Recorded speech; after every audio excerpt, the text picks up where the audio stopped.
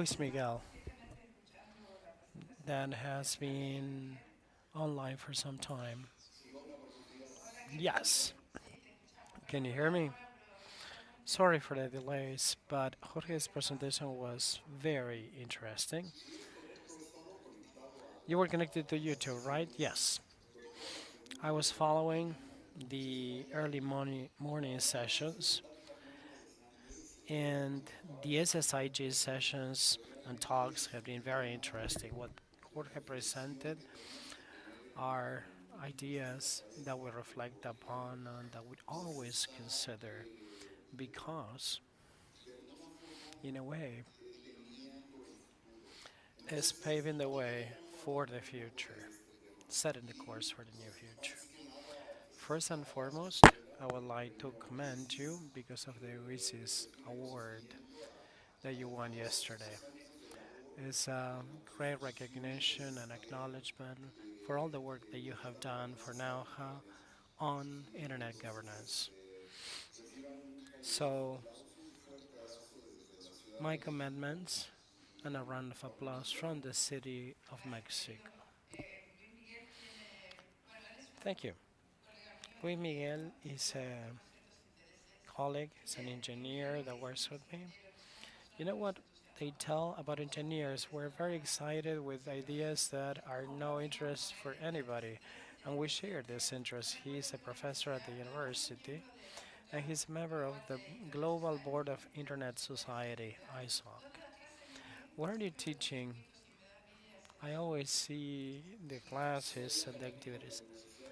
I'm an academician at the Ibero-American University in the city of Mexico. Good, because we have students that are online, and then we have also domestic and international students.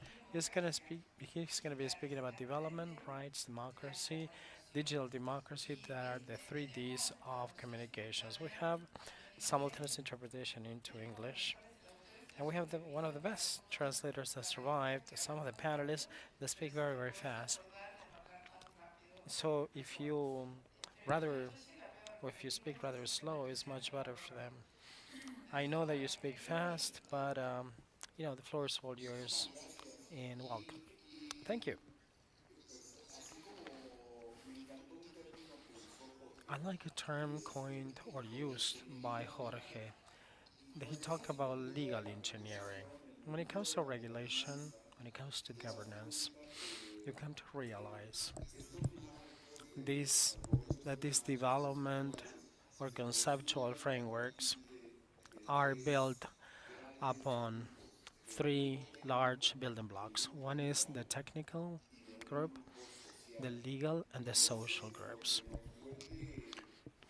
What makes us good at assessing is the understanding of the three pillars to see what's feasible from the technical standpoint and the regulations that govern the specific technology and the social impact on them. And this has led me to this research that I'm going to be discussing. It's not going to delve into the research, but on this model, on what we usually refer to as with usually politicians. For example, we have elections being held in Mexico, as is the typical thing in Latin America. Usually, politicians promise or make promises, and usually they don't have the necessary knowledge. So we need to see if they have some ideas or an understanding of what they are saying or what they are promising. And I'm going to tell you what happened in this country. So I'll try to do it as practical and less technical as possible and address it from the social standpoint. Here we have two essential questions that may be converging to one from different angles. When are telecommunications taken as a society? Because we have the general belief that technology is neutral. However, that is not the case because technology is not neutral at all. and we have demonstrated this in multiple occasions. So we need to focus on geopolitics in order to understand that technology has a social impact. And we believe that this technology will be or should be positive or beneficial for society. So in order to have what do we need or what do we require for the legitimations to improve society in the near future? And for us, it's 2030, when is the end of the 2030 agenda in terms of sustainable development, and is when the Mexico evolution period finishes. And in the next 5 years, we're going to witness great social challenges. We have heard, read, or seen that transformation of society is a result of policies implemented by administrations and the result from internal or external plans relative to investment, economic factors, or social demands. And this goes hand in hand with work development, research, or electoral campaigns, or research done in during elections. So there's a cause and effect, and this has led me to think of Nishikawa, one of my favorite writers. When he analyzed causalities, the three M's are in English: money, machinery, people, and methodologies. So these causalities between idea and the results of the impacts of society had to do with these four pillars. Something very important is that when we speak of telecommunications, we're including the internet and AI as enablers of social changes. Before, we were making a difference in telecommunications, communications, and the internet. And right now, it's a combination of the three. And another thing that we need to take into account, what the ITU development group says, is that these enablers are a way of working, allowing the union to fulfill the objectives and priorities efficiently and effectively. From the point of view of engineers, we want things to be effective and efficient to tap resources as efficiently as possible. As I was saying, 2024 is not a year of elections, but also there are elections held in 64 countries plus the EU. So if we see the map published by Time magazine, you will see that in large proportion is under some electoral processes. It's interesting to split the world into like global south and global north.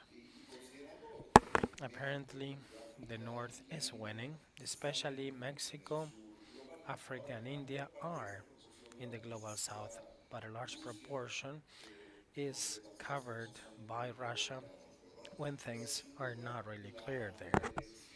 However, the choice that impacts us, for those of us that are involved in the internet, is the EU frameworks with the GDPR and AI regulations that puts technology front and center. And then the elections held in the United States that has a socio-economic relevant effect in most of the world economies. As I was saying, it's time of promises, time to hear politicians. And this is what happens with the electoral candidates. We have two. We don't have neither Biden nor Trump. But when speaking with corporations and executives during campaigns or electoral campaigns, Politicians during that time they wanna offer certainty. Certainty was primarily focused before on political ideas, legal ideas, and economic ideas as well. Long term social stability, social development as well, and telecommunications developments because it's important then that for those of us that are here in this school with our countries, we need to try to understand how representative telecommunications are, what is the value that they may contribute. In Mexico, telecommunications is like $660 billion, is like 2.2 of our GDP. It's 1% of the GDP is what we recommend by the OECD as a portion of investment that should be made on or in education.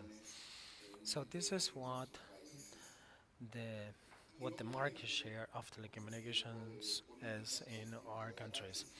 So also apart from politics, we have hacking and attacks, and especially in the internet, there's a project in the Internet Society that measures the impact and quantifies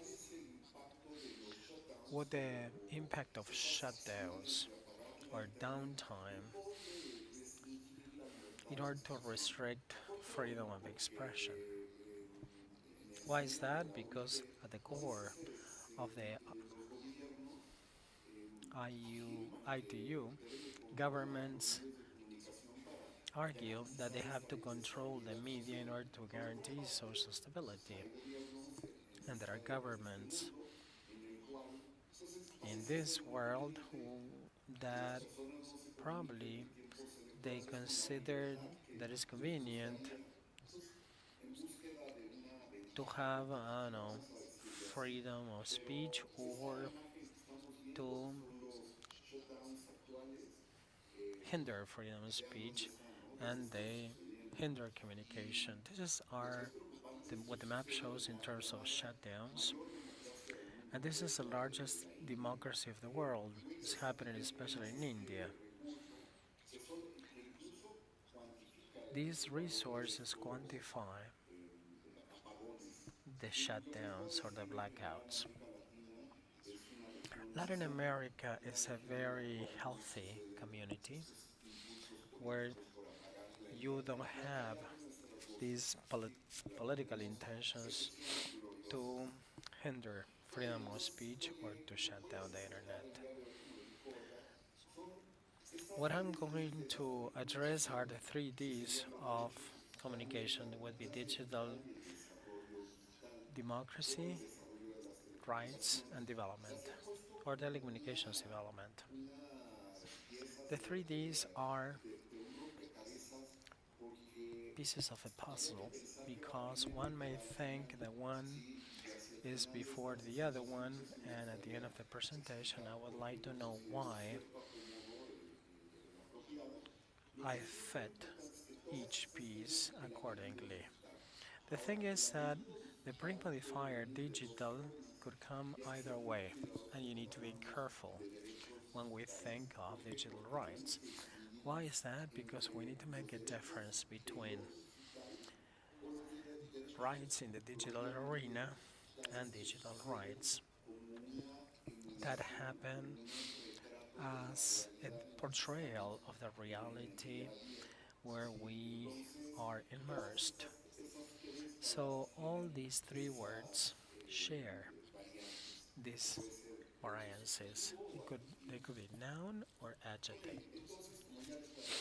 As I said before, motivation comes as a result of what is possible, what we're being offered. In the case of AI, and in the case of political campaigns in Mexico, AI was not really addressed, especially when this concept is booming in Europe. And these are political campaigns that take a long time to prepare, and sometimes they take statements where they are playing safe and that they are not going to put at risk any political candidates. So, what we know is that these electoral proposals, eventually, the winner or the party that wins will have the possibility to turn them into public policy because these are the government actions that they have devised. But unfortunately, these proposals arise out of three origins: facts, social demands, and hype, the fad, marketing. So it really caught my attention that AI was not really included in the political campaigns here in Mexico that ended up yesterday. But it's great to see and it's interesting to see how these processes are involved. And these respond to plans such as in regional organizations like CITEL, is the Ibero-American state organizations, and international organizations like the ITU.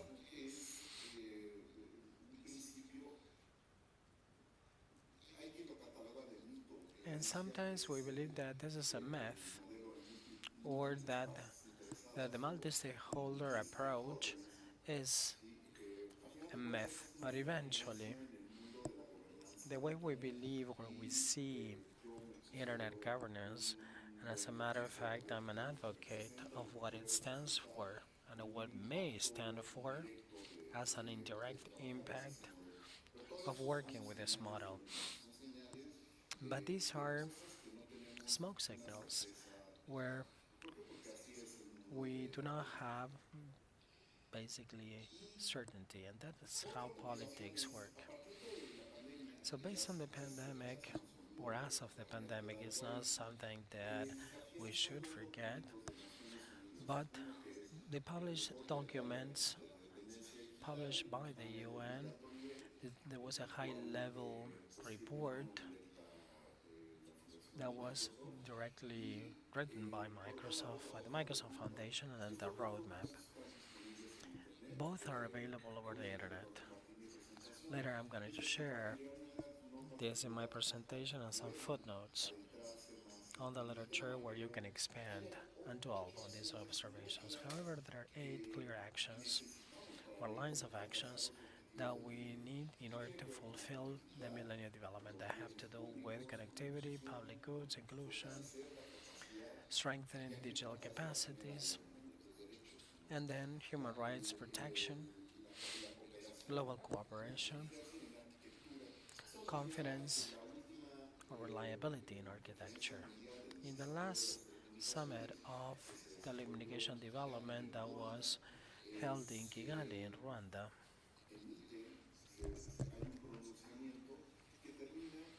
there were statements addressed that they were turned into a document with a plan of action of Kigali that defines 5 elements.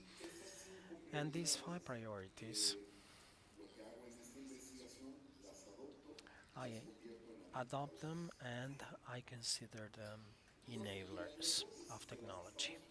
So the hypothesis that we're observing is that all these electoral observation exercises that were conducted between 2006 and 18 allow us to see that most of these electoral promises from the winning politician usually turn into public policy or line of action on the part of the government. If we study or assess these public policies, we will be looking basically what the future will bring. And there are things that are growing at an alarming rate. Let's see how we can address this context. The first one is digital democracy. It is very complex to define accurately what digital democracy is. Rosalind Fuller defined that digital democracy could be self governed, facilitating digital instantaneous communication between peers.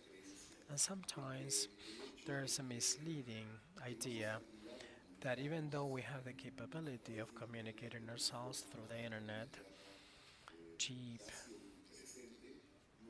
and pervasive and omnipresent, will take it to a more democratic status.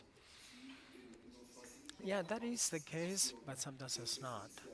It facilitates involvement, which is essential for democracy, but at the end of the day, it's only solving a minor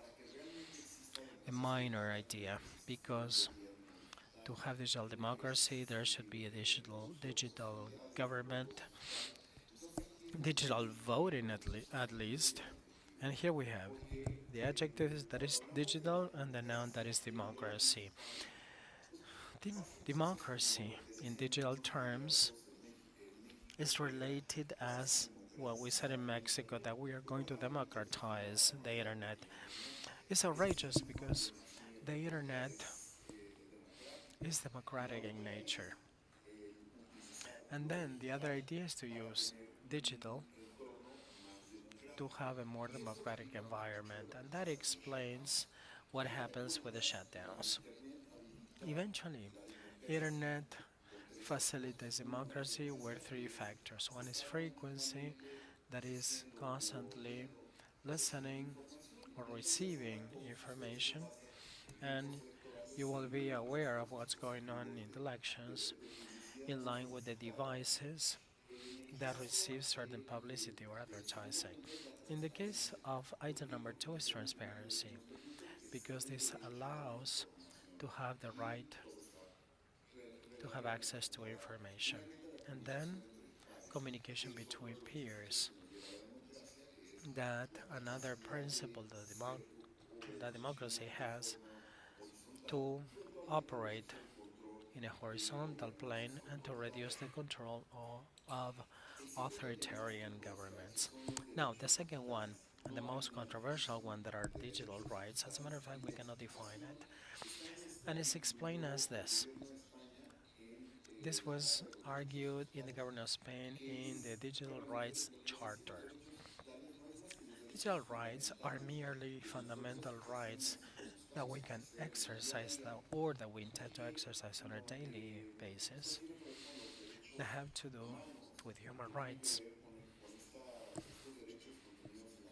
with the rights contained in the Universal Charter, and because of the digital nature, they may be construed differently. Yeah, there are things that may happen that have to do strictly with the digital, and that is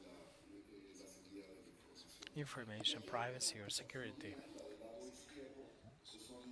And to the left, we have some parts where we have the digital rights charter: freedom, equality, participation, labor, corporate, and digital rights on specific environments. And then we have Iberdrola arguing what we are changing by means of digital rights. We have the rights of anonymity and forgetfulness, and everything that has to do with protection of minors. So, whenever we see the legislation, we gotta see how they address digital rights, because these are merely fundamental rights in every democracy, adapted eventually to the digital arena. And finally, digital development is a social way of calling social transformation. A social transformation is the development and the use of telecommunications and ICTs and apps to reduce the digital divide. Because before we thought of a single or a unique or multiple digital divides, and to empower people and societies for sustainable development. So this is where the effect of telecommunication lies, in reducing the digital divide and having a social positive impact. Now, this research considered the priorities of the Kiali Plan of Action guidelines that are included in this quadrant, and we call them enablers, so that the proposals that we have to the left are not only in the political arena, because any proposal that may be turned into public policy goes through this pipeline where we have weighing and quantitative factors, and we transform this discourse in scoring or quantitative measures that will allow us to compare these proposals. At the end of the day, what comes in as a proposal will be turned into products or services. And what is it that we find after doing research on publications by electoral proposals? By law, they need to publish a document before holding these electoral campaigns. And the follow up in newspapers and the documents that are specific to every single candidate shows that we have identified low interest in telecommunications. As a matter of fact, both society and politicians are not really giving importance to these topics. Evidently, there are other priorities such as domestic violence, the economy, but telecommunications is also of high value, especially during these frameworks. And we found that there was a decrease in the proposal or in the ideas. Most of the proposals were referring to three topics. First, digital transformation, connectivity, affordable connectivity, and the legal and the regulatory framework. All the proposal comes through both axes, and what is right here below is what you need to enable them, and on top you have the impact when enabling these two things.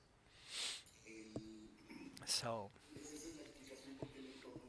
this is why the legal environment is phasing out, because it offers changes in legislation. Now, the issue is that these proposals are not quantifying the resources required for their deployment. When we quantify these policies, we thought that we required 10% of the $660 billion, like launching internet satellites to have full coverage of Mexico, to have acceptable connectivity in the municipalities and districts in the country. And then topics such as inclusion. We offer the possibility for everybody to use telecommunications and emerging technologies such as platforms that will facilitate our lives as if by magic or streamline some of the paperwork and the infrastructure. Why is that? Because infrastructure is the key issue in telecommunications, is the engine that drives the economic sector, and is what proposes a change, because it's the engine that drives the economy. And then political groups. You have political practices here. Each group has made different proposals in these five enablers. Now, interestingly enough, most of these proposals come from the digital transformation pillar. So we are seeking a transformation in digital communications. We're not really segregating the legal, the technical, and the society building blocks. We want digital transformation to change the environment and to change our reality as well. As I was saying, if we draw conclusions, most of these efforts have to do with digital transformation and affordable connectivity. And in this case, given the Internet Society chapters, we have invested heavily through our foundation. Sarah is going to talk about this, especially for the purposes of have affordable connectivity and meaningful proposals through the internet society and digital transformation is what we are doing, whereas we are building some sort of environment that will allow for more sustainability, and in turn we will have most of the inclusion, because if we think that it's going to have a sidebar, no, it's not going to be the case. It's underpinning the government, society, and from society to the government. So we need to think of statistics as well. If not, we are going to be not addressing effectively the causality models of Chicago. And the end is digital democracy is what fulfills us as society. And if we don't think of digital development, we cannot fulfill digital democracy. And in between, we have to develop digital rights. So, picking up Jorge's idea on AI, it's clear because the technology was built, then they discussed rights, and eventually we got to regulation, thinking that these fundamental rights are not affected or affecting the status of digital democracy that is key for Europeans.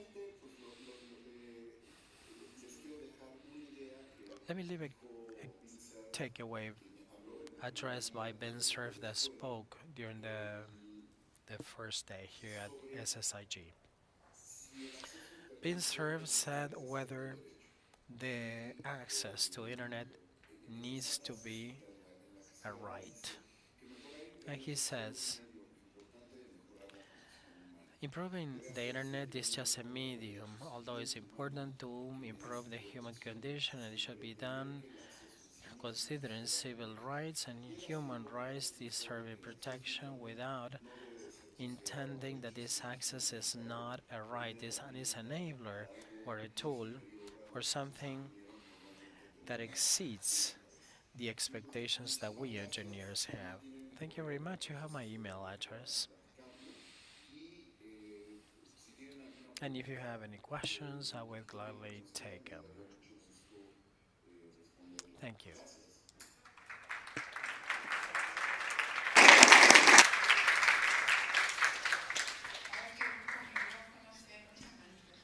Lots of hands are going up.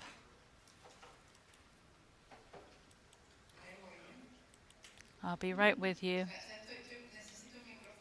I'm just getting one of the mics sorted out.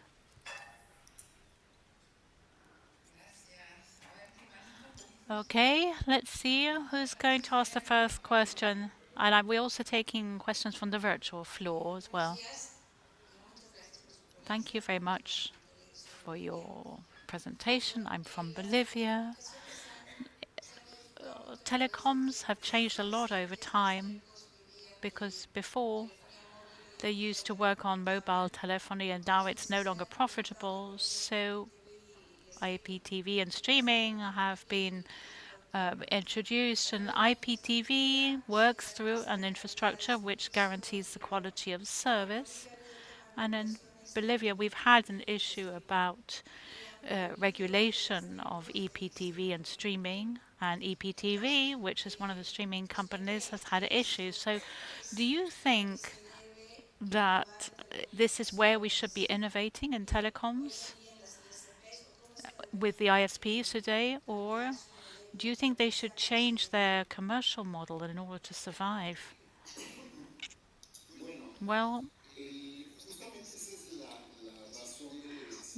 in fact, that is a raison d'etre of a regulator in most countries, which what they are trying to achieve is for this to be an autonomous body.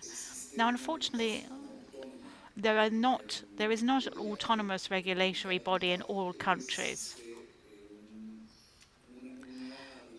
In the UNCTAD, there is a regulation which covers this, but basically, you can't be both judge and jury.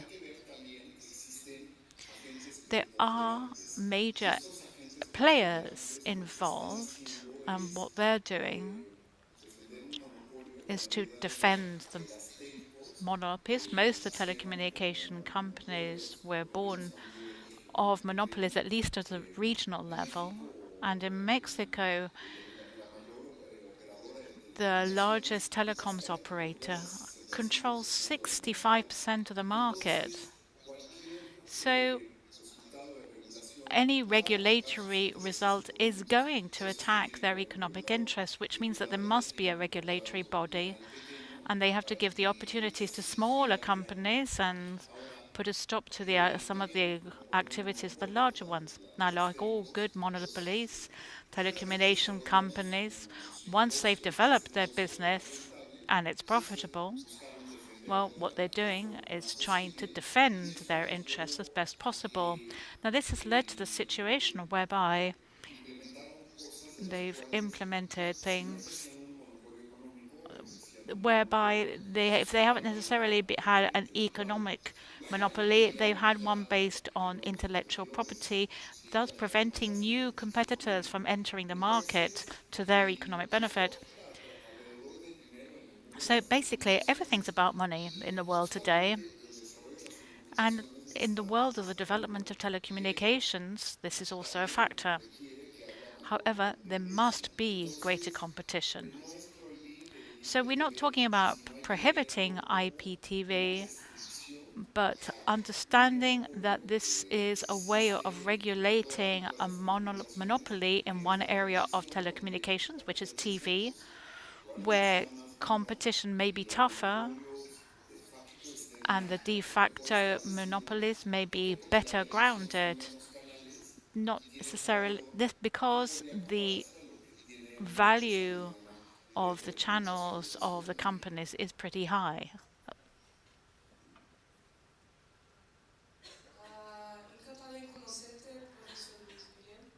I'm delighted to meet you. I'm Alma. I'm taking a master's in political science in the university in Brazil. My question is more about digital platforms and deep fakes, freedom of expression. I think this is going to be a really big problem in the future, particularly when it comes to elections.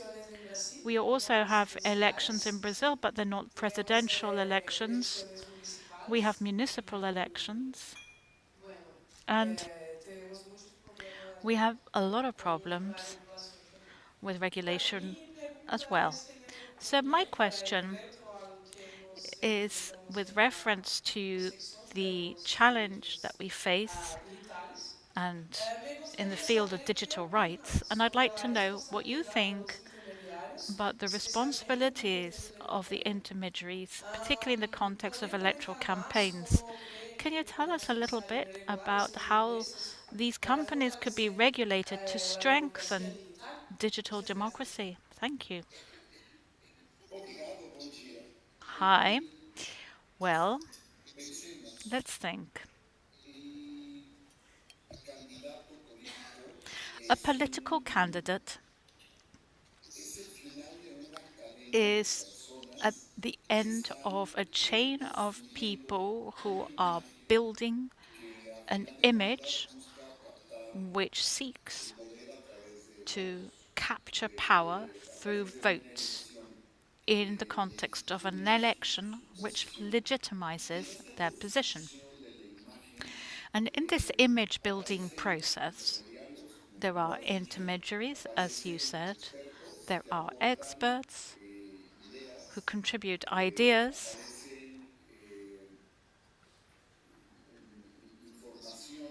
information appears which prompts us to build a specific image. Now, in this chain, everybody has a responsibility. Now, when we study the case of when we study what we're being offered, we don't study the candidates to our universities, but we talk to the people who develop their strategies, their proposals, so that we can understand where they're coming from. We also invite people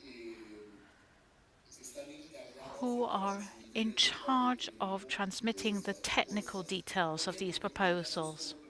Because what we're talking about is prospective analysis, and probably upcoming editions of the South School, we will be talking about prospective analysis. Because at the end of the day, it's something that, as a tool, can't predict the future because nothing can, but it can give us an idea of where things are going. The issue of the intermediary has to do with human communication. And this also has the problem of remediation. And this doesn't mean fixing things, but rather re-signifying content, as the intermediary was unable or did not develop the proposal and doesn't understand the legal or conceptual framework of the proposal. He transmits what he can understand.